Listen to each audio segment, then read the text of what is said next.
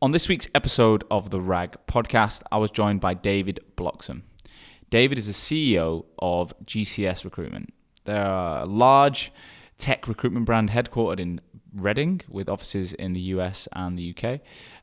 They've got 130 staff and recently went through a merger with a company called Engage, who have a bigger corporate business with multiple brands and over 800 recruiters in the portfolio. So very interesting story. David was actually not the founder. He was hire number 4 back in 1996. So whilst he didn't start the business, he feels like it was his baby. It was his first job. He joined at 21 and he's seen the business go from 4 people to where it is today. He actually left the company after 7 years or so. For 4 years, went and did work for different brands and understood, and then went back as MD, and that's where it all took off for David. He classes himself as an entrepreneur. He's not the founder, he's not the guy that took the risk to start, but he's finally, after the MBO in 2017, he's finally the owner of the brand. He's the decision maker. He's got an investor, but he makes the decisions. And he came in today with a very refreshing approach to the fact that he's made a lot of mistakes, and it's not been very easy. He knows what he knows and he knows what he doesn't know. He's always looking to learn. And he gave a very interesting take on the fact that, I've had other episodes before where you don't have to be the founder to be the owner of a recruitment brand or benefit from the sale or acquisition or MBO of a recruitment brand. They've now doubled their revenue, they've gone through the roof in terms of growth, and they've got some super exciting growth plans. So I'm sure you're going to love this episode. Without further ado, David, welcome to the RAG podcast. Thank you very much. It's great to have you in. Great to be here. We've managed to shake your hand even though coronavirus has hit London. I know. I'm always a bit worried about what we're going to do and stuff. So it's quite a big thing at the moment. It is. Did you find that the tube was quiet on the way here? Tube was really quiet. No one else around. I could get a taxi from Moorgate in a minute. Yeah, so, I went to Bank today for lunch, and there was no one there. I was like, Bank Station at 2:00 on a what day is it? Wednesday. So I get the train in from Reading every morning, so I get on quite early. But the train from Reading, if you've ever been on it, it's packed, and you usually have to stand up. But now I've got 4 seats to myself. It's beautiful. So well done, Corona. No, I'm joking. We'll get on to coronavirus, but it is it's a real topical moment. I think you said it to me before the show that, give it a week, we probably won't be here. So we might see a gap in the RAG podcast. Jay, we might see a gap.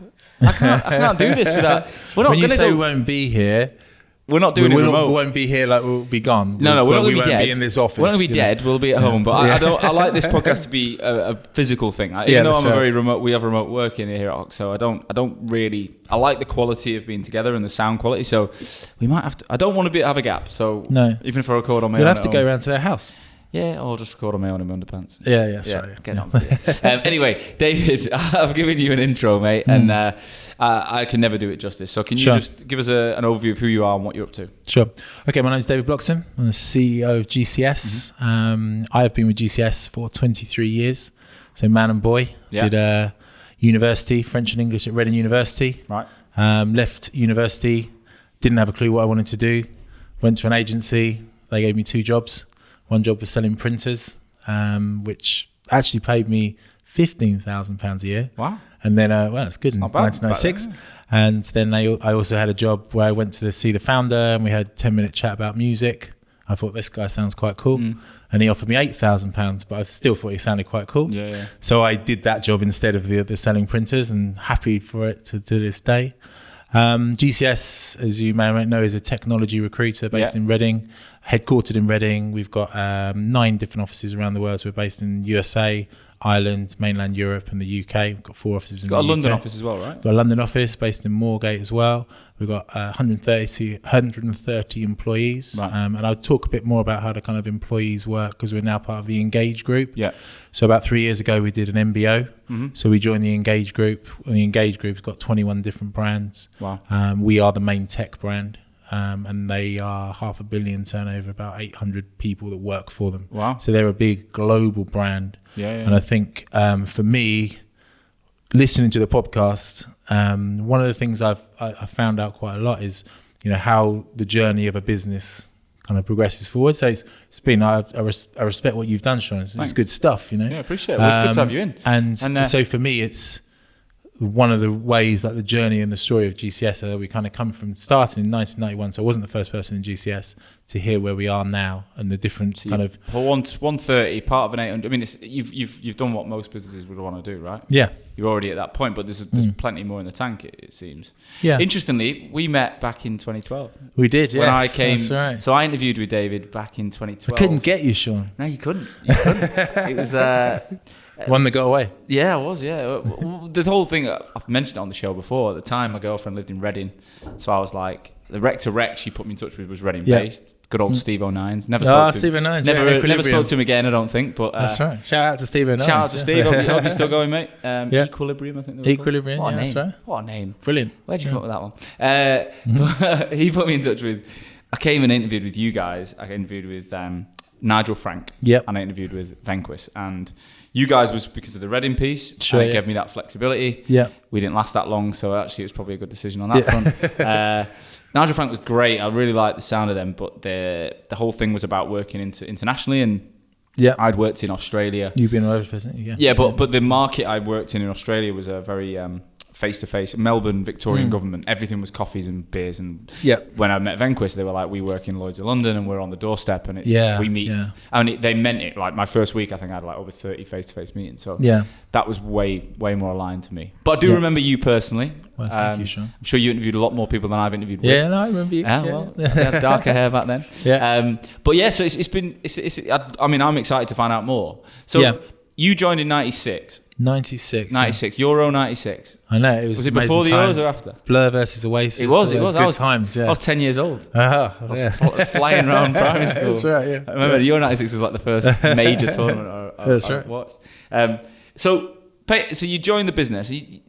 How many people were there at the time? So there was 2 people. Okay.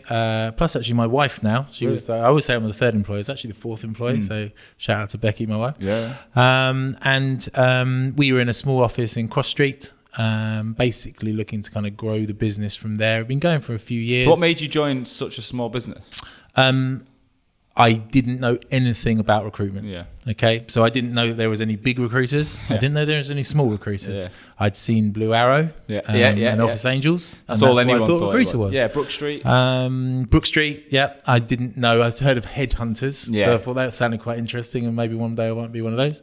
But basically, I was very much sold on what the founder of GCS, a guy called Chris Bartlett, was saying about the excitement of the business and the excitement of recruitment. And to be honest, I'd gone through university, done quite well at university, done French and English. So I didn't want to be a French teacher or anything like that. Nothing wrong with being a teacher, because I know that's what you did. And I wanted to do something exciting, and I wanted to do something that kind of helped my competitive edge. Yeah. And he was explaining how basically you do this, you do that, you put these things together, you take a client, you take a candidate, you put them together, they walk off into the sunset, you make money. Yeah. And I was like, wow, that sounds like a really cool job.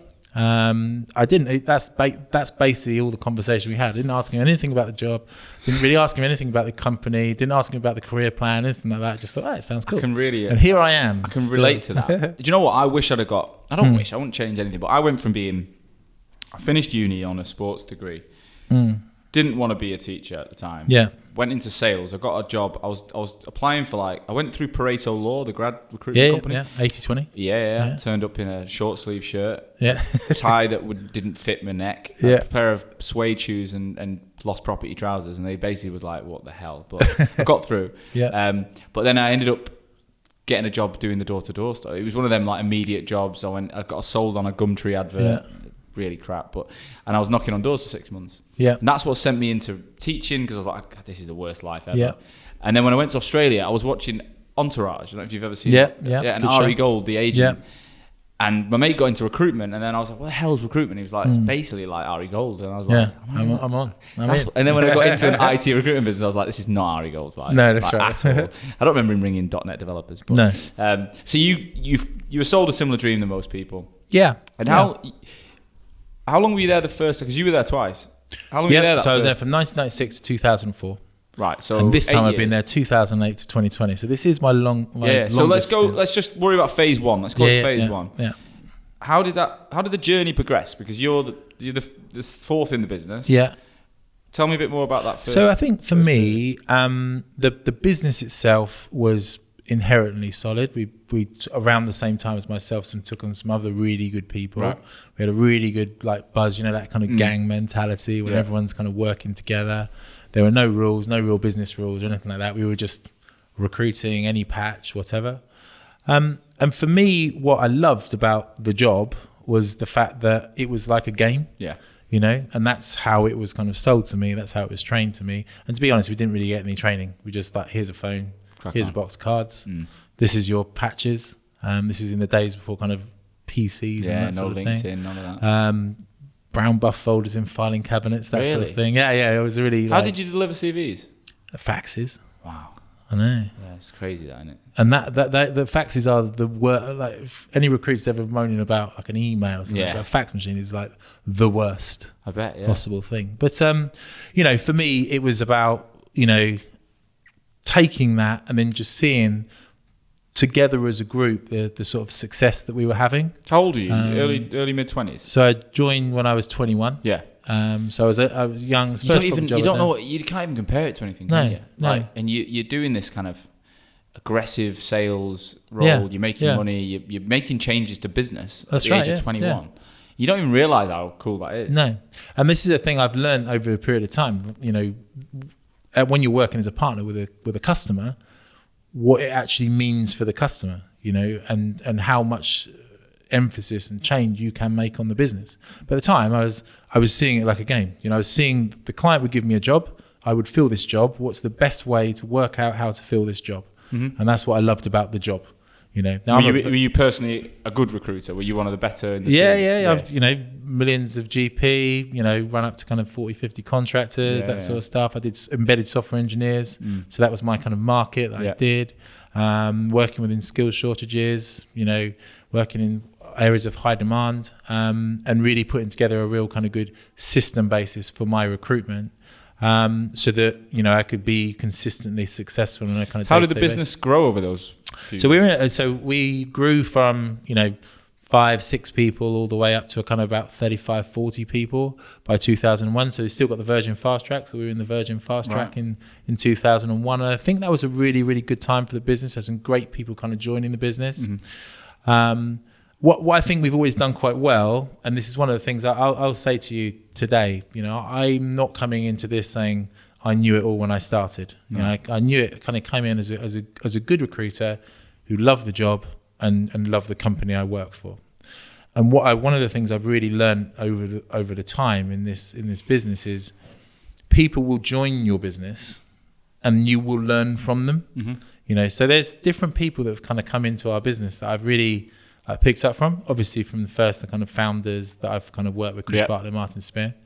But for instance, in 1998, there was a guy that joined, a guy called Ian Simpson, who I think worked for Rethink for a while and that sort of thing.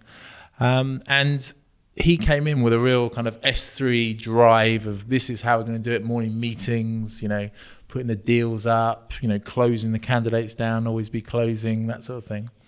And for me, that was a real wake-up moment. It's like, wow, like this guy is really, really kind of pushing the process and taking charge of the process.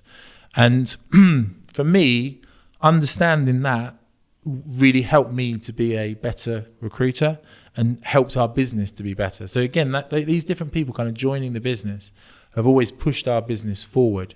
And I think as a CEO, as an MD, one of the things I've always learned is that every single kind of outside influence that you get can help your business to be better. You've got to be open to external influences. How did you personally stay as a recruiter, or did you move into leadership and management quite quick? Yeah, I mean, it's interesting really, because you join when you're the third employee, and one of the things I think I'm relatively good at within the business is I'm quite good at all the different elements of the business. So quite quickly I understood how to do the systems. Quite quickly I understood how to read the terms. Quite quickly I understood, like, if we do this marketing on the web, then this will kind of help us. So I think you find this quite a lot when you join a business, when you are one of the key initial people and you're growing organically, that you become a bit of a jack of all trades, if you know what I mean. And I probably you see that within growing your own business. Yeah, you get involved with things that aren't necessarily the thing you love doing. I'm thinking like when you get to 30 staff, you've probably got, again, you tell me what went on, but you've got a bit of infrastructure there, but it's still heavily sales. It's still heavily kind of make decisions, get things moving. Yeah. It's probably the bit I remember at Venquist being my favourite bit, where we got through the kind of 10, 12 people to the 25 to 30, and that was when it was like, we had a nice leadership team that were all people that came up, and then we were growing teams, and we just had fun. Like, it was great. Yeah, and you feel like, wow, we're going somewhere. Yeah. We're really picking this up. We're really learning things here, and that's a really exciting time. So we opened up a London office, and we were like, wow, we're in London now. We get to go to London, and is that essential from Reading? Not really. I think it's Reading. People who live in London, as you know, think Reading is a long way away from London. I think they think it's like past Bristol, maybe in Wales. Obviously, it's only about 20 minutes on the train. It's not far. But there is a lot of business in Reading. So you can, particularly in IT, which is why there's some really great businesses in IT in Reading. So you can very much do well out of the Reading patch. I think being in London, that image that you portray, and the fact that you can kind of go and meet people in the city or here or whatever is a good thing to be able to do. So I think all businesses generally build that patch around there. But what we've seen quite a lot is that if you're only in London, that's not necessarily the best way, because we have, and there's other companies like they're really good in Oxford, they're really good in Birmingham, they're really good in Reading, and I think that's something that is a help for us, because we have a kind of core market, like a headquarters. Yeah. So we're seen as a Thames Valley agency that are in London, rather than lots of people have tried to kind of come to different patches, and it doesn't always work. Yeah. So yes, London was always the next step. We built our London patch from the Reading office, and then we sent 3 or 4 people off to Bedford Row. So did you get into a management role in the first phase? Yes, I fell into it because basically I was trying to explain to people how to do things, and it seemed to be working. They seemed to be kind of improving, so I got that. For me, training people. So I've said how much I enjoy recruitment, but training people and helping them to understand how to do it, so you get that light bulb moment. It's one of the best things in recruitment for me. Yeah, 100%. Just seeing people, okay, like getting that first placement in, and starting to feel the buzz of it, and even when they get the first bad news, the first interview that blows out, or the first rebate, and you're talking them through like, this happens, this is the way it is. I remember Adam who runs our Connects business. You were just chatting to Tommy, but Adam was a guy I hired at Venquist. He was a 21-year-old estate agent. Yeah, and he should be listening to this one. And I remember we did this deal with this client in Manchester, and we basically he filled the job, and then after a week the candidate fell out. Yeah, for whatever reason, he didn't like it. He left. The worst thing, isn't it? But it was a really tough job. It was a really, really niche tech role, and we didn't really do Manchester, but we had a client up there, filled it. Anyway, this guy left. Then Adam backfilled it within 3-4 days. Client was delighted. 4 days later, the guy left. So then I was as the manager. No, I'm laughing. As the manager, I was like, I know the client. I brought the client on originally, and there was a candidate I'd placed a couple of years ago that was in London who wasn't in Manchester, but he was out of work, and he had kids in private school. So I was like, he's perfect for the job. I know he'll get the job. So I rang the candidate up personally, and I said, look, I've got this role in Manchester. My team are trying to fill it. It's been a bit of a nightmare. He's like, look, Sean, I need to pay for my kids' education. I'm there. Yep. Like, sweet. So I got Adam, talked to him, sent him up. Goes up, gets the job. The client didn't want to see him because his rate was higher and he lived in London. I said he'll take the rate and he'll be there 4 or 5 days a week. So we did it, all the stars aligned. So this is the 3rd time in about 10 days he's put it back on the board. Yeah, and he's only young. He's only first year in his job. And then I got a picture of the Manchester City store from the guy, because he's a Man United fan, saying, "I'm never going here." And he was giving me the whole Manchester United City banter. So I just remember seeing Adam's face, and then I got the call off him, and I got the call off the candidate thinking he was happy. I said, "Hey mate, how's it going?" He went, I've got to drop just something. To let you know. He said, it's with regret. I'm really sorry. He said, a role that I interviewed with a few months ago have just popped out of the blue. It's in London. It's more money. I can't do it. And I remember Adam's face went white. And I told him it was 11 o'clock on a Tuesday, and I had to take him for a beer. There was one pub open near the office. But he just went white. He just lost all colour, and all blood out of his body went. But to me, that was the best thing that ever happened to him. I think he was such a better recruiter after that. I think it always, if you're good, you learn from the mistakes. Yeah. This is the most important thing.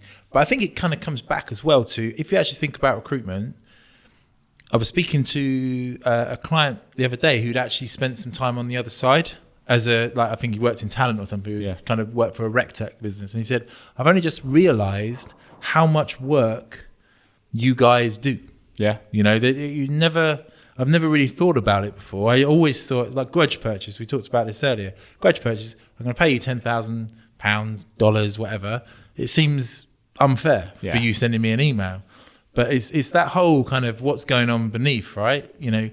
We do so much work. And when you've done all that work and you think you've made a successful placement for your customer and then it goes wrong, you've got to learn from it. But it's a killer blow. Bitter pill to swallow. I heard a young couple on the tube the other day, and this girl had clearly got a job. Yeah. And then her friend was like, how did you get the job? And she's like, recruitment agency, blah, blah, blah. Yeah. And then he was like, oh my God, recruitment agencies make so much money. Yeah. All they do is they go on a job. And the way he described it, I was like, that's how people think. Like, it's just not that at all. And obviously within our market, we work in areas where there are huge skill shortages. These people are highly in demand. We never get a reply. Obviously, maybe if we use Hoxo Media, we might get a few more replies. We can have that chat. So you get to the millennium. Yep. You've been there. You're a leader in the business now. 35 people. Yep. What's going on in your life at this point? Moving forward as a human being. Living with my girlfriend, that sort of thing. Career going in a great trajectory. And I think for me, one of the things I kind of talk about this is I think that sometimes in life you think that you're almost charmed or that you're going to make mistakes, right? And I think that's really kind of key, kind of coming into this chat. Like, I think I took my foot off the gas. I think I felt that I started this business in 96. Yeah. 2001, we're fast track. Richard Branson's shaking my hand, all that sort of stuff. It's all good. It's always going to be this good. Yeah. Everything's always going to be great. Okay. And I think for people, maybe who are 5 years into running a business, this is one big learn for me, which is you can never take your foot off the gas. You can never relax. You can never think it's okay. You can never think it's always going to be like this. Strangely, .com boom, we kind of got through that, because in the end, it was a resetting in the market. But something like 2001. Yeah, and we're talking about coronavirus. Something like 2001 is like bang. Does it remind you? Is Corona reminding you of that? 9/11 was crazy, wasn't it? You must have been 15 years old. I was in work experience. Yeah. Yeah. Interesting. My dad had Guillain Barre on that day. He was terribly ill. Really? So he was in on the same day as 9/11 happened. He was terribly ill he's fine now, but he was in an intensive care unit. Oh, so the world was falling apart and he was ill. I was like, what's going on? This must be crazy. It's the end of the days. But I think you see clients making decisions. And one of the things you see with coronavirus today is like people making panic decisions and people deciding, or just even if they weren't sure, like putting things off. And as a recruiter, this, again, we're just talking about life lessons. This is one of those big life lessons, The market will reset itself. You don't know where bad things are going to come from. But for me, always within this, if the market goes down, you build market share. You build customer relationships, don't you? Yeah. And you find out who the good recruiters are and what they're going to do. Yeah. So, 9/11 and that sort of thing. So you stayed through that? Stayed through that process. I think what we're trying to do, and from 30 people through to 60 people, particularly in a kind of a downturn, is an interesting thing, because I think what you lose then from 36 is you lose that gang mentality, don't you? So is that what you did in that period? You went from, in a downturn, you went from 30 to 60? No, we were trying to do it. We were trying to think about how to do it, how to kind of grow our business and make it bigger and push it forward. And so for me, what I felt was important was to try and bring in kind of more of a kind of CRM system, so that we had kind of better database, and start to think about things like ISO and IIP. So you have a bit more of a kind of corporate feel around your business. Like I said, I believe that bringing outside and external kind of influences into your business and not thinking you've got all the answers and you know exactly how 100%. It should work is good. So we did IIP and ISO. And one of the things that was really, really interesting and important that we did at that point was set up like an academy, right? Which, pretty much came from, we watched the film Boiler Room. Boiler Room. Yeah, That was a big recruiters film in the early 2000s, isn't it?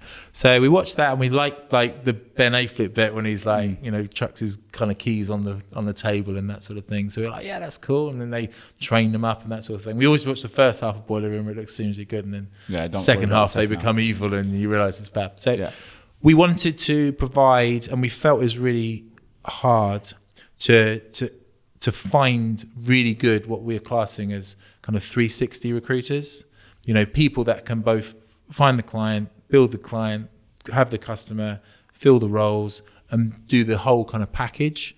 So we felt it was really important to have those people do the job, but also train them up. So one of the things I was really focused on at that point was to build this academy, to build a kind of a new elite battalion of people kind of coming into our business. So just to stop you there, because I want to touch on that, but you've gone from gang mentality and then it starts to dilute, and I remember that. I've seen that and I've heard a lot about that. How do you then manage the hemorrhaging of that culture that you've had? Is it by building it again through the youth, or? I think it is. I think people will look at different opportunities, either going to set up another agency for themselves, which does happen, maybe choosing a different kind of career path. They've saved up a little bit of money from their recruitment piece. And for me, it's about trying to kind of keep that, the core piece of what GCS is about, which is really connecting kind of experts to innovative companies, and bringing people in that love the job and want to do that with the customers that we're working with. I think it is true that particularly when the business is going through difficult periods, it becomes a lot harder to keep that feel-good factor going. We all know when we're sat on a desk, when things are going well, you've got deals kind of coming in, everyone's like, it's not actually as hard to motivate people, because, if you're banging the desks or gongs or shaking hands as you were used to do back in the day, then you've got that feel-good factor. If it's a slightly different kind of market, more difficult market, you start to get these kind of people who are really kind of, second guessing themselves, thinking about it. Is this right for me? So then you don't get such a positive thing. So it's really important to have new blood, new talent kind of coming into the business, and then create a new gang, really. I mean, that's what you're trying to do all the time. Create that kind of the whole Alex Ferguson mentality of exactly building, always replacing his team every couple of years. Yeah. What do you look for in I mean, I imagine most of us in the industry have a similar mindset on the type of people that make good recruiters. What do you personally look for? I think I think there will be a kind of like the version 2, is phase 2. But I think for me, at that point, what I was really looking for, people I could mold into being, like, let's call them superstar recruiters. Right. So they could do the whole package. How do you find that in someone though? It's tough, and what we found on the kind of retention levels of people in those types of roles is kind of higher than if you split down the tasks 100%. And kind of grow from there.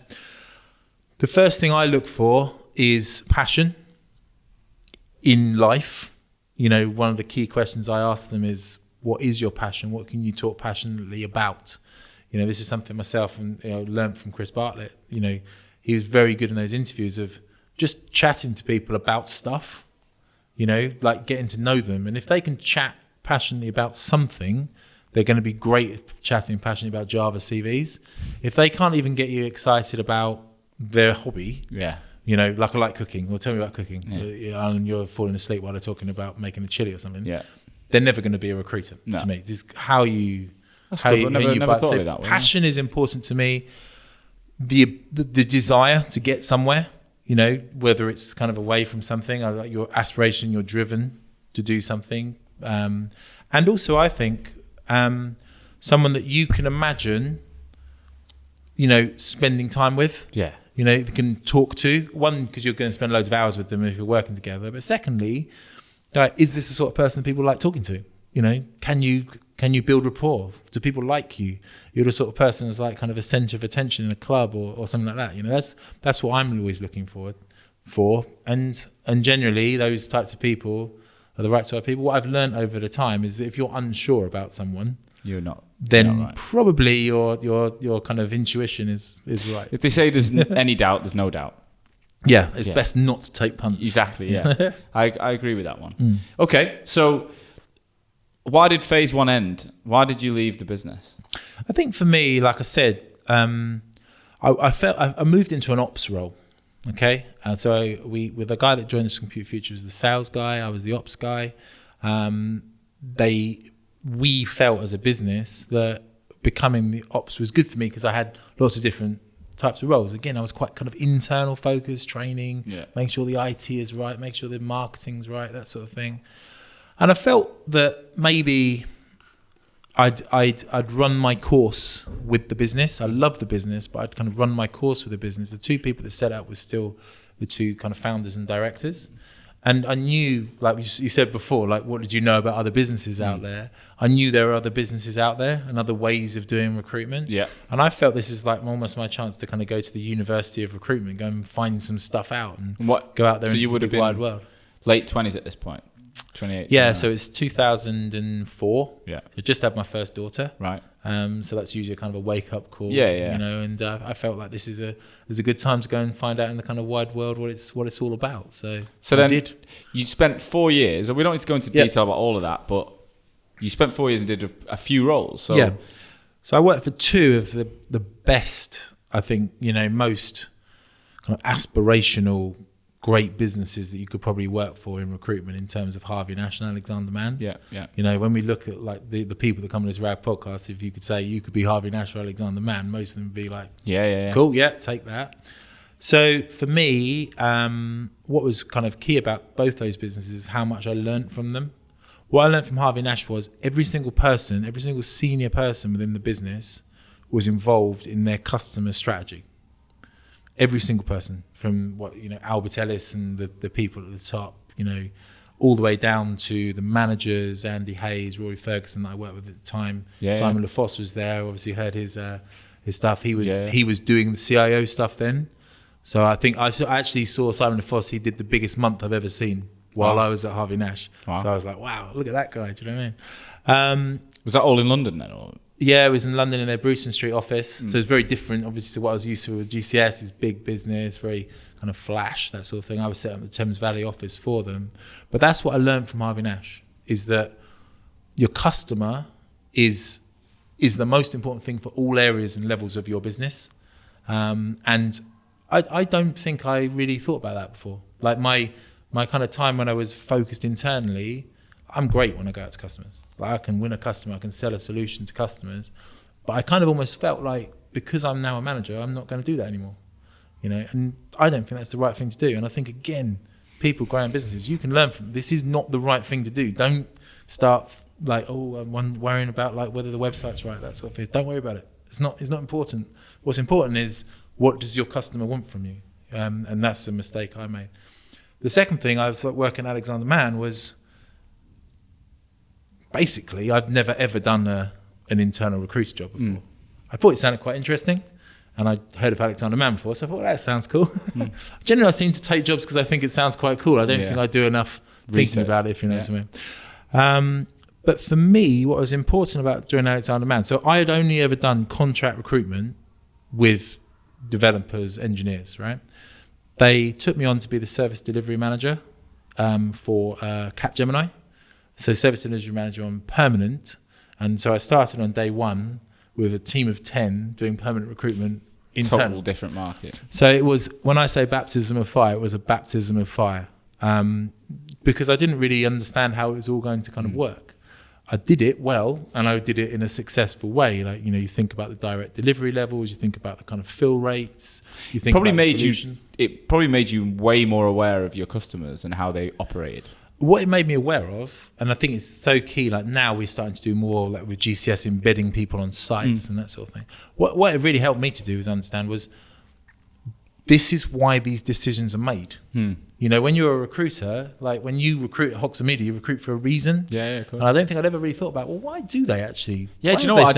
I did a post about that on LinkedIn 2 weeks ago that got a lot of engagement. I said, I actually don't think as a recruiter, even though I was pretty good, I ever really understood my value to the customer, and I never understood the reasons why things were happening. I just here's a job. It's recruiting, and I was just good at it. But now I'm like, to find a recruiter that would not only understand us but treat us the way we want to be treated, and help me reach my business objectives by funneling. Because it isn't recruitment anyone cares about. I don't care about recruitment. I care about the business objectives. Yeah, that's good. Right. If I could do it without any staff, I might. Yeah, that's right. I mean? It's not like I'm obsessed with people, but the reality is I enjoy being around people, and it's the business structures around that. So I completely sometimes agree. You're making those decisions and solutions. Yeah. And it's down to recruiters. I don't think you're looking for the right person. But you get so sucked in as an agency recruiter. You get so sucked into targets, KPIs, and trying to fill those jobs. Yeah. That it's hard to pull yourself away and think, what is going on here? Yeah. Why are these people doing it? So when you're sat with the head of professional services for Capgemini, so a really, really senior lady in IT. And she is telling you about the 6-month projection of their business and their engagements and why they're going to hire these people and why this particular solution is really important. And they need these SAP people, David. So how are we going to kind of go about finding 100 SAP people? And you're sat there thinking to yourself, my God, like this is the intro to a business. Like this is the reason why I get these jobs. And I've now got to provide these solutions for this lady. And if I do it really well, my job will be a real success. And if I don't, then that's down to me. It's my solution. And I think, again, as a recruiter, sometimes we focus on the deals we've done and we focus on us and the things we've won. And maybe I'm speaking to myself. Yeah. We focus on what you class as maybe kind of zero base, right? So I've done 2 deals, so I've done a good job. But if you didn't fill those 100 jobs, then you haven't done a good job because you haven't provided your client with a solution. So what you always got to think about is solutions. And that's something I really learned from there. So why did you go back to phase 2? What made you make because it sounds like you love that business. I love that business. For me, it's like a book I'm writing. Yeah. It's a book. Why didn't you start your own though? Because you would have had all the credentials to be a founder. Yeah, I think I have a sense of loyalty to that brand. I have a passion about it. There's lots of people I know. Lots of people who've been on your podcast have set up for themselves. I like the idea of what we're building. I like the idea of that entrepreneur, and I had that opportunity to do it. And it was really my dream job. Like coming back as the MD, working alongside the founder to really push that business forward was really, really exciting for me. So were they stepping away at that point on the day-to-day? Well, one of the guys emigrated to Australia, right? Never to be heard of again. Wow. Okay. And one of the guys really, really wanted to push the kind of business forward. So it was a great opportunity for me to really do it. Unfortunately, it was in October 2008 when we did it. So credit crunch time. Right, so, in the next crash. So, that's right. What was it? What did you walk into as a business? So I walked into, and external factors, obviously, I always say, but I walked into us dropping probably about 25-30% of contracts, contract numbers in a few weeks. It was pretty brutal from a good kind of run rate, if you know what I mean. Kind of, we had doubled in size while I kind of been away. Some of the guys we'd hired from the academy had really come through, and they'd had a really kind of successful kind of 4 years. So the business was doing well, and then 2008 happened and everyone stopped recruiting for a while. 3-6 months, which was again coronavirus today. 2008 seemed a lot more brutal, if you know what I mean. Did you have to shed a lot of people? I think they shed themselves. It was really hard. Recruitment's not much fun if you haven't got any jobs and there's no money to be made. So we weren't kind of going through making redundancies. There was just people like, this is a really hard job. It's not as sold. You guys have got like really nice cars and earning quite good money, but I can't see that happening. So for me, we had to really work with the people that we saw had really, really good potential, go back to those kind of academy days, start to kind of build forward. But what we're really doing now within GCS was as well, like, for myself kind of coming back, was really starting to think about the customers and the solutions that we could provide. So thinking about what you'd learned while you were away. Yeah, definitely. I mean, one of the things I think in my story is that I'm a product of what I've learned over the period of time. It'd be lovely if I was a kind of naturally, like, I knew all the answers as CEO straight away.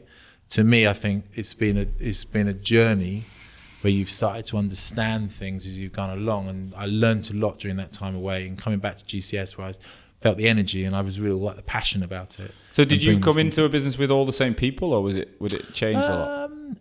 A lot of the people that had become kind of senior people were people that I'd worked with before as like academy or trainees or something like that. So it's funny. I mean, it's funny when you go away from a place for a while and then you kind of come back. We've had a few returners in GCS. You know, it's like you come back home. Yeah. You know, like it's the same but it's different, and it was great. You know, the same buzz, the same excitement, the same kind of mentality of where we wanted to. But did you come in and people think, right, David's in now, shit's going to change, or did you watch and? I mean, it was pretty bad luck, but I came in October 2008, so I don't think anyone was really thinking about culture or whatever. We were thinking about, let's get through the next 6 months because it's tough. Let's survive. You know, and you know that's a really great place to be in some ways, because it really does kind of sort the wheat from the chaff and get people to really kind of think about their business. So how big was the company at the end of that period when it started to turn around again? So then I think we kind of started off at about kind of 75 people. Then we moved back to probably about 50 odd people. We started off probably around kind of, 6.5 million GP, and probably moved back to kind of 4.5 million GP. So, the run rate in 2009, 2010 was probably around 25-30% down on where it was. So not a great first year for me, if you know what I mean. But was there any pressure from the boss on you about that? I mean, we've got a really great relationship, and he is and has been equally as kind of passionate about the business. Another thing that we had to kind of deal with at the time was the guy that had kind of left. As we were kind of working through, going into too much detail, but we were kind of paying him out of the business. So it gave us, extra kind of challenge in order to do that. In that we were pushing our business forward with some financial stuff that we had to deal with. So you didn't have the cash available to necessarily. There wasn't a lot of cash available for investment. Right. We knew we were a good business. We knew we could train kind of good people. We knew that we could bring people on, and we knew we had a good brand. We knew clients wanted to deal with us. But you, as your listeners will know from listening to other people, if you have a certain amount of profit, you can kind of reinvest that into the business to do other things. Open up different locations. Develop. Well, that's a question I always try and find out, and I still don't think I know the answer. Like, at what point do you? What are the triggers as an owner or as a CEO that say we should invest now? Like, is there a methodology you work to that says, well, if we've got this much cash in the bank or this much exposure, or what is the signs that say now we put the money in? Yeah, I think for me there's a couple of things within it. The first thing really about kind of investment is, what I've learned is you really, really have, even if you have loads of cash in the bank, you have to really think about the investments. And again, cards on the table. We've made lots of investments within GCS that haven't really worked out. Yeah. We've made lots of investments that have really worked out, like kind of moving to Dublin, moving to the US, setting up our engineering brand. Those have worked really, really well. I don't need to kind of go through all the ones that didn't work then. Give us one example of something that didn't work. I think for me, one of the things that we did was set up a kind of a finance brand, which actually has gone on to be quite successful in other guys, if you know what I mean. But we were not a finance business. So when we were speaking, you and I were speaking when we had with John Kennedy. Yeah. That was a successful business. It was going to be the finance team. It was a finance team, and it did become the financial services. But the thing about us is we were a technology brand, and that's what we were known for. So it was always very difficult to kind of dual. Why did you want to? If you see something being successful, this is sometimes when we're going back to investment. If you see someone doing something, you think you can kind of do it and it will work. That shiny thing. It's we could do that. We could have this type of business. We could build this type of thing. It doesn't always work out, and for us, it didn't really kind of work out because I don't think we could ever give the guys a platform to grow their business as part of the tech business. There was a bit of an add-on, if you know what I mean. Yeah. So that didn't quite work out. And we've opened up offices in locations that haven't kind of happened because you haven't quite got the sort of leadership. We've moved into different areas, in the past, sales, tried to build up kind of MSP division when we didn't really have the kind of cash to kind of do it. So the first thing I think about investment is you've got to have the right idea and you've got to have the right person. He's got to be a leader who really believes in it. Right, so one question you've answered: when do you make the decision to invest? It's when you think there's something you can do. You've got the cash, and you've got the person. Yeah, effectively. Yeah, I think I would suggest within our business that it's always good to kind of grow into different areas, but we should only really have like one or two investments that we're kind of running at any one time. So I think like it's almost like you're almost like your own dragon's den, your own decisions on the investments, and that you're talking to people within the business about where they want to go within their business and how they want to kind of move their careers forward. And people come and talk to you about that as a CEO. You know, how can I change? How can I move forward? And some of the times that's, I want to take on a risk. I want to take on a challenge. Some of the times it's tough because you have to say to them, I know you want to take on a risk. I know you want to take on a challenge, but going through your business plan and like looking at what you've done, I don't think this is the right thing for us to do at the moment. Yeah. When do you then make the decision to pull the plug on something? And what is the levers or triggers there that says enough's enough, this investment needs to be stopped? I think when it is very similar to a recruiter. And I always say when I'm training recruiters as a manager, as a billing manager, if the bit that's not working is taking more time than the bit that is working and is therefore affecting the bit that is working, then this is not the right investment to do. So give us an example of what you mean by that. I know I can understand it, but give me an example. Yeah, so for instance, within our business, we have sometimes had leaders where they're focusing on two things at the same time. They did it very well, and now they've got this investment that they want to kind of grow and they want to kind of push forward. Okay? Sometimes that works really well, and that could partly be the leader, the focus they have, but also, is this the right market to kind of be in? But also, if you can see that the thing you're investing in is not necessarily kind of going, and also the thing that was there before also is going backwards, I think you need to give any investment at least a year, to make sure that you've got the right things. And I think you need to really try to attack it as much as you can with as much verve and gusto as you can. Because one of the things that's always annoying is you think, if we've done it a bit harder and we kind of tried a bit harder. But I think that as you do your budgets and as you think about your budgets on a kind of case by case basis, if you think to yourself, what I'm projecting here is a huge amount of work for very little return.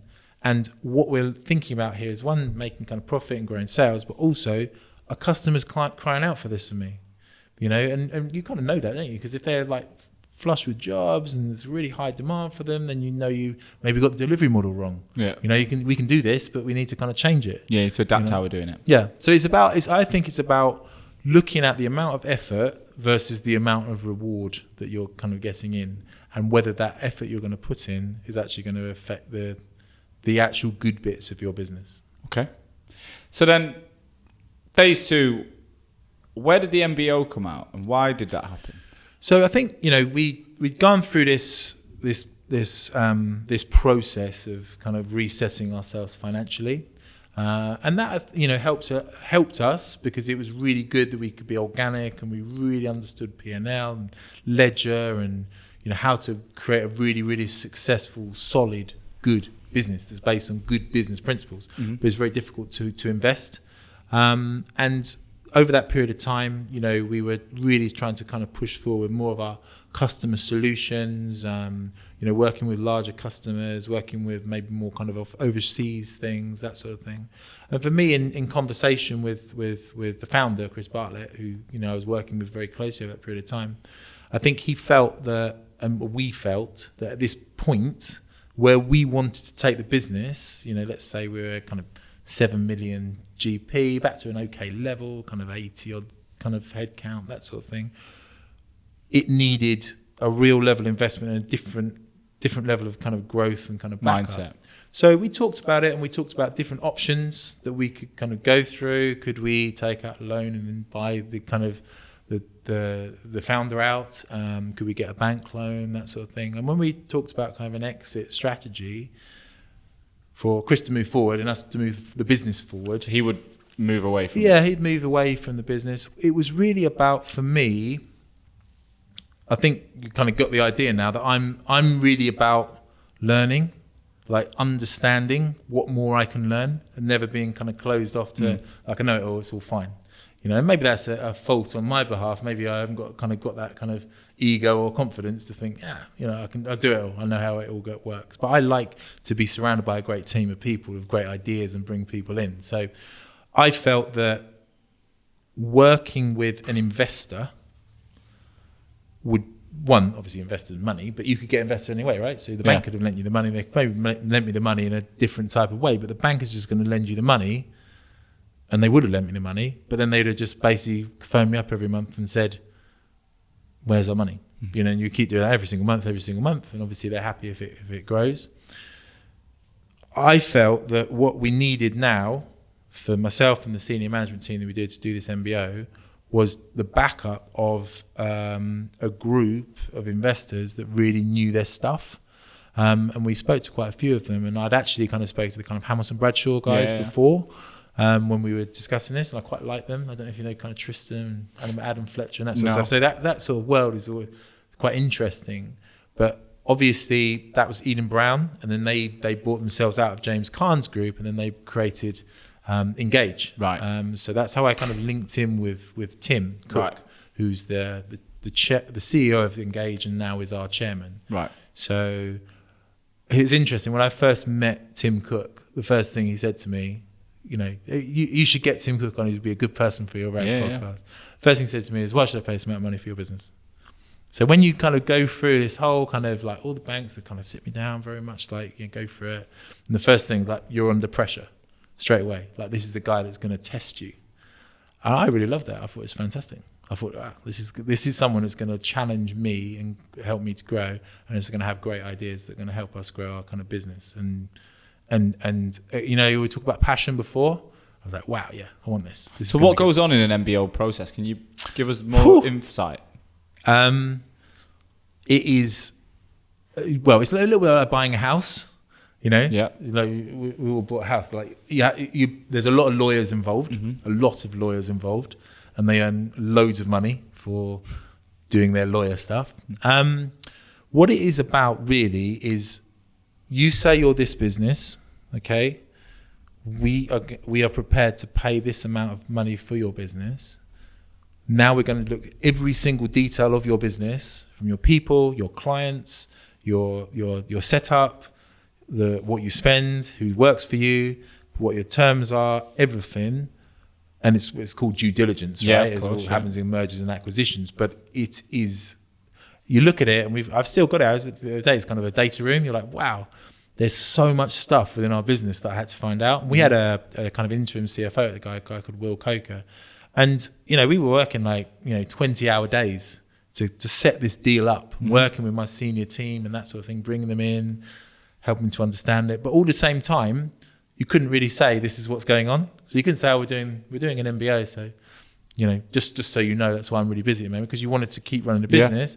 And obviously they're investing in a business that's growing, and they're investing in a business that's, so you need to kind of keep your numbers going, understand about forecasts and that sort of thing. So basically it's like... Was there any part that you found that was difficult? Like, you didn't have the evidence that you wanted, or there was areas that you were undervalue, or not, you didn't have the quality in place that you should have had? I think there were, when you're in an environment where you've got investors, that you have to hit your numbers, okay? Now, obviously, when you're running your own business, you have to hit your numbers. And when you're with the bank or whatever, like even if you're in sales, you have to hit your numbers. But because things are based on forecasting and value, what you're forecasting is what kind of forecast back for the group and what forecast back for the deal. So, you know, I don't think I'm speaking out of turn saying that there was 1 month where we didn't hit that forecast. Right. Now, that is a really important thing to How did you feel as a CEO going for... I loved it. What? You loved missing the forecast? No, I hate missing that. I'm a very bad loser, so I was livid. But what was that day like when you missed it? It was the most tense but brilliant time. But did you feel like it weighed? The pressure was on you? I said to the guys, it's like I feel like I'm really alive now. This is it. You know, I was talking before about like you kind of slack off a bit and you think everything's okay. You feel like every single decision I'm making at this moment is really, really important.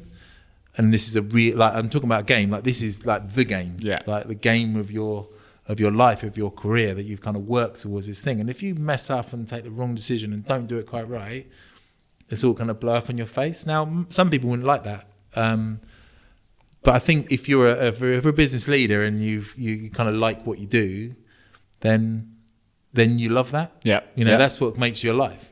Yeah, I get that. I completely understand that. Obviously, don't want to have it all the time. You can't have 24/7 like that. Yeah. Okay. So how did you then get the deal over the line if you missed your numbers? It was 1 month. Yeah. And then we were like, next month, right, okay, motivation, we're going to do this. And we did it.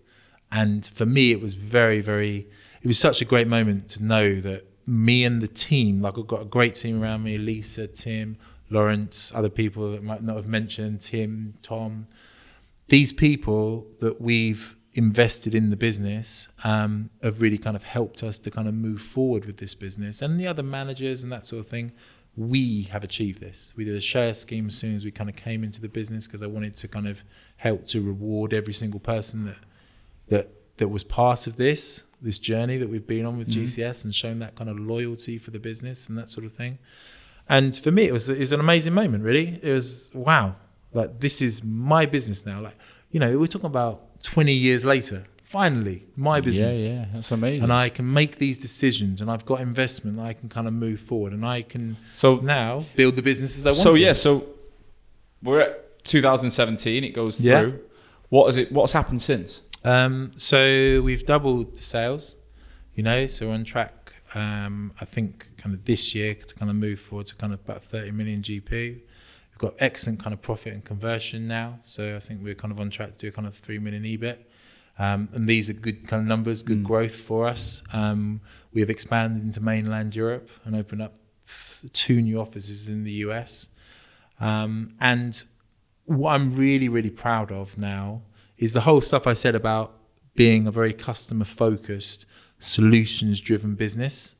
I'm proud to say that is the type of business we are, and that's where the growth has come from. So what did you actually change then? So the money's in the bank now. Yeah, that's right. So the first thing I changed, the first thing I really wanted to do was I wanted to focus the business on what we were all about. What do our customers want from us? Talk about kind of investment. I know that we are known. If you think about GCS, and you probably thought about what does GCS do? Well, they kind of do like software engineers and software developers, and they're tech and an IT recruitment agency, right? But I really wanted to kind of focus in on those areas where these are the areas we do, like real cutting edge technology, software engineers, engineering technology, device technology, digital technology, digital transformation. I felt we were too wide ranging, too much stuff, too much noise that we did. And for us to really gain a brand and grow a name, that's one thing we need to do. And so when we go to a new location, that's what people know that we do. Now, what you can kind of build off the back of that is you can build really, really great client relationships, because these are the people, particularly in tech brands, and also like many companies, they need these people to make their business great. They need, like now, you're talking about kind of remote workers and different technologies and how technology can drive it, and automation and that sort of thing. We're the people that supply those types of people. So we're the people that drive these businesses. We're the people that provide this value to the people. And that's the first thing I wanted to show. The value that GCS provides is fantastic for our customers. And if our customers are happy, if our customers are moving forward, that creates opportunities within our business to grow, open up new locations, open up new offices, open up new divisions. The other change that I made was, with investment, you are able to look at more kind of volume work, because you can look and start to build partnerships with MSPs. You can start to kind of deliver to larger scale companies, maybe sometimes at smaller, like lower margins on contract. And that's one of the reasons why we've really been able to kind of push this forward by targeting different types of customers and targeting big volume customers where you might have to build a different type of delivery model and a different type of person.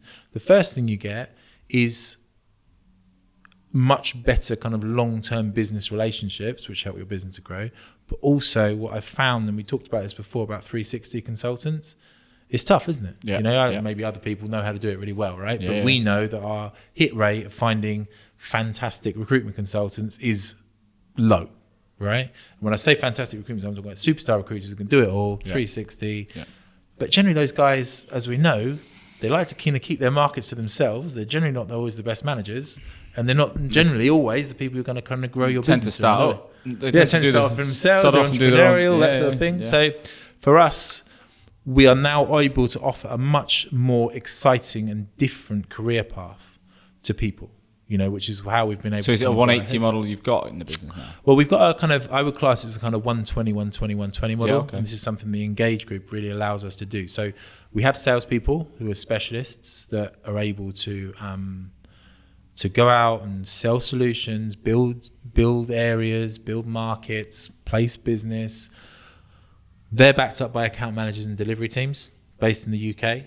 And those account managers, some of the work they do is really, really important, and really good for the way we grow our brand and the way the account develop and the way they're judged, when they're embedded and when they're on site, when they're working on projects, like we went back to those Capgemini days. It's great, it's really good what they do, and you can really see the customers, getting excited by that. Yeah, when I say 120, 120, we've also got like an offshore model as well. So Engage, facilitate and enable us to kind of flex headcount really. Right. So if we have a big volume project, we can instantly tap into, really highly trained resource from an offshore delivery center, which can give different types of services. So it can either be kind of going through doing that kind of monotonous work, trying to find the kind of candidates and setting up calls, or actually kind of working as kind of delivery consultants as well. And I think, thinking about how we're going to push our business forward, that combination of model in the fact that you're able to develop from a very specialist person all the way through to a huge kind of volume consultant is something that is the way the market will move. That kind of customer focus with the ability to flex. I think I put it all down to accountability. I think the reason 360 is so difficult is because it's so hard to be accountable for multiple things at one time. So being accountable for new business and speaking to existing clients and finding candidates and talking to existing candidates. There's loads of accountability there that a human being with the same amount of hours in the day, they're never going to be able to spread it all. Either. So you're just not going to be able to do it. Now, people can make a lot of money, but I was one of them. I was definitely that guy. But replicating... Should have got you in 2012. You missed out, mate. Totally missed out. But you can't replicate those people very easily. Like I remember one of my problems as a recruiter, as a manager, was I was filling jobs through the team. So they were on the board. And they'll agree with this. Like the first year anyway, I had 2 or 3 people writing on the board all the time. Everyone's like, they're flying. But I was winning the job and I was basically telling them who to call. And at times I was closing the candidates for them. So it looked great, but it was actually bullshit. Because if you took me out the room, they didn't know any of the candidates. They weren't finding any of the work. They were just writing on the board and they were just doing so. But we got to a point after a couple of years where we did split it up. We split it into delivery and new business, and it worked. Whereas I think when you're really small and you've got a couple of people that can go out and win and do it all, it's great. But when you get bigger, it's harder and harder for that. And also I think if you're in a business that's very person centric, it can really hurt you. If someone leaves to go and set up their own business, or 100%. or just kind of gets out of the market or emigrates, or even just changes to a different team. It needs to be a process. Keep it going. So your customer relationships are so important. That you've got to retain those customers, but then also with your salespeople. I mean, we were talking to your guy Tom about the types of people we're looking for now, and are really guys that actually sell solutions. Not necessarily even recruiters, So I said to your man Tom, if you can find me some maybe IT solutions salespeople, that'd be really interesting. Because what we're trying to do, if you think of yourself as a kind of a staffing professional, then a staffing professional should offer staffing services to their customers, which help their businesses to grow, not just place 1 or 2 people. How do you badge something up? Now I'm on the other side. It feels like the logical thing for someone to go, well, how many roles you got? How does it work? How much are you going to pay? What if we did it this way? And rather than just going, I'll fill that one job. But again, as a recruiter, because you're doing the one job for 5 different companies and you're doing BD and you're building your team, getting all that together is difficult. And one of the things I think is important to kind of understand is what you're driven by, and some of the things I've learned from Engage is, number one, that kind of customer centricity. That's really important. Number two, we talked about investment before, to really think about what you're investing in, because these guys are investors, so they can really kind of help you. And the other thing I think is, like you said, about accountability and how you reward people and what you reward people on, and getting the right behaviours from people by making sure that you're rewarding people in the right way. So if you're growing your business exponentially, you can get kind of really big rewards. But if you're not kind of working to kind of move that forward, then you need to, and I think in old school recruitment, you could have sat back a little bit and relaxed and thought, this is okay. But there's not a lot of businesses that you can do that in. And maybe in IT contracts, it's even better because you've got these long ongoing contracts. You've got to have the right types of people, I think, to 100%. What's it like working with an investor of the size that you're with? Like, what's the relationship like? Paint a picture on how you manage it. So I don't know my investor. It could be different with other investors. So I think, when I talked about this, like I was really, really excited by the process straight away. A little bit like kind of Dragon's Den thing. Wow, I've got these investors now. But what I feel was, for me, a bit of a kind of pitch or engage as investors is they've always backed me with reality. Sometimes you hear from people, oh yeah, they're going to do all this stuff for me. And then you hear like, well, they didn't actually do that, So they always back up what they say they're going to do. They never take control. So they never like override your decisions. We have board meetings every month. I'm actually based in the same office as the executive. So for better or for worse, I see them a lot. But they leave me to run my business and leave me and my team to kind of run our business and give us the support to do that. One of the things I think is really important is they are quite hard taskmasters. So when we go into the board meeting, I've had board meetings before where, people moan a little bit, it's not really good for the moment, but then we all kind of go on and have a sandwich and then we kind of go, okay, cool, we'll go back and do. But our board meetings and our strategy meetings with the managers and with myself now are real. Like we're really in depth with it. We're really talking about the business and we're really like coming up with solutions of how we can drive the business and move that business forward, which is another reason why I think we've had so much success in the last few years, because we're constantly coming up with solutions to the problems we've got, and how we kind of move these things forward. And you've got to be on your toes basically with our investors. You've really got to know your numbers. You've got to know the business you are, where you're taking your business, how you're kind of growing your business, and where you want to move that business forward, and what solutions you've got for the problems you've got, and where you want to invest. And again, speaking quite kind of honestly about myself, I think that's a really good thing for me. To have those people kind of pushing you forward is really important. Well, that is the thing I feel as a founder. Like when you've been an employee for so long, you've always had someone watching you. And I was that guy even at school where I didn't like to let people down. So I was a bit cheeky. Like I loved the chat, but I never got in trouble. I never really got myself in trouble. I was always the guy who toed the line because I think I was frightened to death of my mum, to be honest.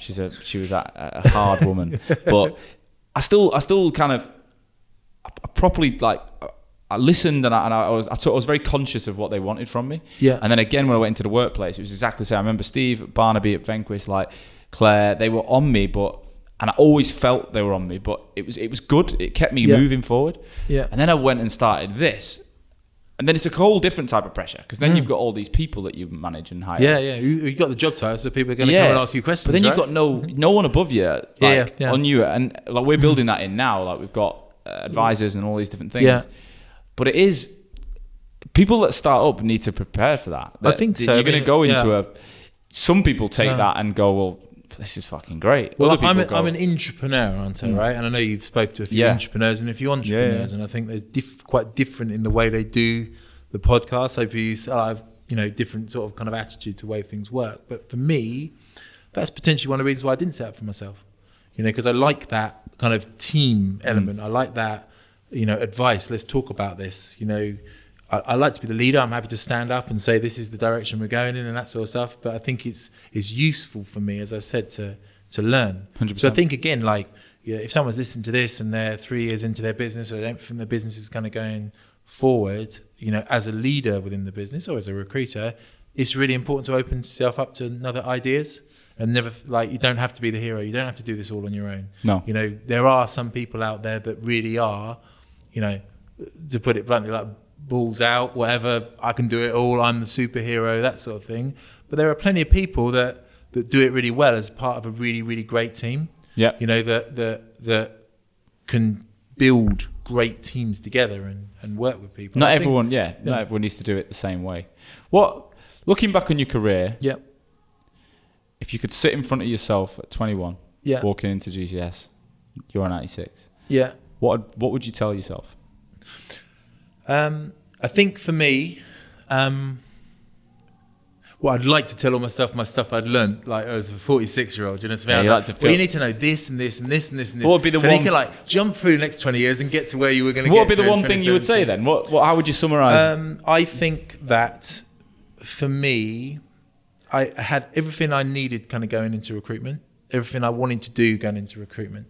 But what I think was important was I never really understood the value of recruitment in terms of the customer. Like what it is that successful business partners do for their customers. I never really kind of got that. I think that's partly because I love the game. Yeah. Like I love I've made a placement. Oh, I've made it. Like I love that kind of Tetris Candy Crush. Like bang, bang, I'm great. But I never really realised how that fitted in. Yeah. So if I said my first deal was Eli Lilly, right, in Windlesham. Okay, that's a big pharmaceutical company, right? If I'd said to young me at that time, just placed a service desk guy in Eli Lilly, right? What is Eli Lilly? Why are they important? Why are they big? Are they going to take on any other people? Or like, should you go and meet the HR person or just hang around the back of the help desk manager? Yeah. This is a huge global pharmaceutical company, right? This could be the only client you ever deal with. And I don't think that would be the words I would say to myself. Like, think about the clients you're dealing with and how you're going to grow them bigger. I really like that. I think so many agencies are so fixated on the amount of clients they work with and new business, and they don't make the most of the ones they've got. They don't go in and build it. And I don't think I was that very, very good at that. I was probably really good at opening and... Well, you were quite special. You were specialist in your market. In Lloyd's of London, yeah. But I still wasn't the best guy to open and then land and expand an account. Yeah. I was good at getting a few contractors in and then opening doors, and then I'd be in the conversation with another one and networking around. Yeah. But if you'd have said, give me one account, I don't think it wouldn't have excited me. But then it might have excited me if I'd understood it that way. Yeah. No one explained it like that. This is the opportunity of that account. You know, Tim Cook is the kind of, he does talk about do less better. Yeah. Which is difficult to get your head around sometimes. It's like do less. I don't understand it. But what do less better means is this: if you do these couple of things really, really well, then you will do everything better. You know, you will do those well and you will help your business to grow. It's like focus on the stuff you can kind of control. Yeah. Focus on the things that are important within your business, and then you will start to kind of see the success. Yeah. I like the sound of that. What's the future? So final question. We're an hour and 10 minutes in, which it's been great. But what's the future for GCS? I really want to build this model of services. Okay, so we're doing a lot of work now within the group around technology, digital, automation, to help us to, say like everyone else on the RAG podcast, I want to be more competitive than them. I want to find candidates better than them. I want to provide better services than they provide. I want to be the first name on everyone's lips when it comes to technology recruitment. That's a big ask, right? And the only way you're going to do that is by, in some ways, breaking the model of what you have. Mm-hmm. And disrupting internally. Obviously, a few guys mentioned SAA. Yeah. We saw an SAA report the other week of, if you think about recruitment, like the industry of recruitment, and then you think to yourself, well, how big? Have you seen that wheel where they talk about all the staffing industry? No, I'm not seeing it. It's quite an interesting slide, right? It's basically, these are all the companies that work on filling people, from Amazon doing Mechanical Turk to Indeed, just basically filling these people. So I'm not just up against Austin Fraser and Rock Search and Premier and the Foss and all that sort of thing. I'm up against Indeed and Google and Amazon and internal recruitment teams and that sort of thing, right? So our competition is huge. So what I really want to do as a business is provide a service that is second to none to our customers, provide a career path to our people that is second to none, and provide fantastic tools to our customers and to our employees that help them to kind of connect expert talent better than anyone else. All right. Well, it sounds like a big ambition.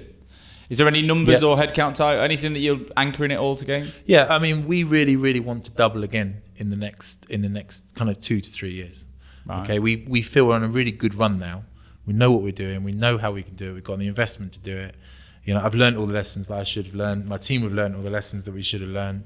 It's been a really, really exciting kind of time. And it's, you know, this is really, we're at the launch pad now. I actually think, like, 23 years in, this is the most exciting time to join GCS. Right. Like, never been more exciting time. Well, I really wish you all the best. I hope it all happens, and I'm sure. But just listening to you, you've got quite a, what's the word? You're almost like hypnotic. Is that the word? It's like a hypnotist. When I'm listening to you, I'm zoned in. So I can not zoned out. Not zoned out. I'm zoned in, and I think that kind of, if you can channel that into your teams and people can believe in what you're trying to achieve as a group, which I mean, you don't get to where you are without that. You're on the right path. Yeah. So and you've already got to a level that most agencies won't ever reach. So well done on that. But if anyone is listening and is interested to work for you, I'm sure you're happy for them to get in touch. Please do. If anyone's listening who's an owner or wanting to be maybe an entrepreneur, someone who's number 2 in an organization or whatever, just wants a bit of advice, would you be open to that as well? Really happy to do that. I mean, I wanted to come into this RAG podcast because I said to you at the start, like, I've listened to quite a few of these, and not to be harsh, but they're quite a lot of like superheroes. You know, it's all been good. Yeah. Okay, great, fantastic for you. It's not always good, and there's lots of bumps in the road, and there's lots of mistakes that I've made. So I'd love to kind of, you know, speak to people that think, I can't really get my business beyond this. Yeah. Like, why I'm looking at this company, they're there. Why is this hard? Yeah. And there's mistakes I've made that I'm happy to stop other people making. So, if you're listening and that sounds like interesting for you, get in touch with David. That is it for another week. David, thanks so much. We'll keep in touch and we'll get you back on again in the future, I'm sure. Brilliant. Thank you very much, Sean. Anyone listening who's enjoyed this episode, please do me a favor and get online and share your thoughts. If you can get on LinkedIn, share your comments, share it with people in the office. This will help us reach more recruiters. We are trying to be the number 1 place in the world for recruitment owners to learn from each other. Also, if you're on iTunes listening, please do give us your rating and your 5 stars. That will help us travel further as well. I'll be back again next week. Well, I'll definitely be back next week because we're recording an episode tomorrow. Week after, I hope I'm back. It depends on the old corona. JJ, we might be shooting something and doing a solo episode, but I want to keep up to date. I hope everyone is not too worried about what's going on. I hope you're all you've got the infrastructure to work from home. I hope your clients are spending money, and I believe this will not be too big an impact. But I'll keep you updated with whatever I'm hearing across the market. I'll see you again next week. Have a great week.